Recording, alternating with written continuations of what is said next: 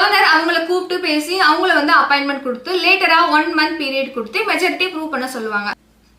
இப்ப தமிழ்நாட்டுல governor CM majority prove பண்றதுக்கு முன்னாடியே சீஃப் மினிஸ்டரா அப்பாயிண்ட் பண்ண முடியுமா? எஸ், பண்ணலாம். ஆர்டிகல் 164 ஆஃப் த இந்தியன் கான்ஸ்டிடியூஷன்ல நமக்கு இதுக்கான ப்ரொவிஷன் இருக்கு. அதாவது சிச்சுவேஷனல் டிஸ்கிரிஷனரி.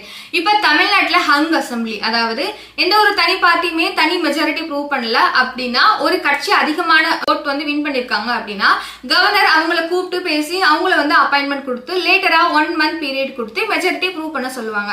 சோ இதுக்கு முன்னாடி இது மாதிரி ஏதாவது ஸ்டேட்ல வந்து நடந்திருக்கா அப்படின்னா, மெஜாரிட்டி இல்லாமலே சிஎம் அப்பாயிண்ட் பண்ணிருக்காங்க. அது என்ன ஸ்டேட்னா 2017ல கோவா, 2018ல மகாராஷ்டிரா, 2019ல கர்நாடகா. சோ இந்த ஸ்டேட்ல எல்லாமே கவர்னர் சிஎம் மெஜாரிட்டி ப்ரூவ் பண்றதுக்கு முன்னாடியே அப்பாயிண்ட் பண்ணிருக்காங்க.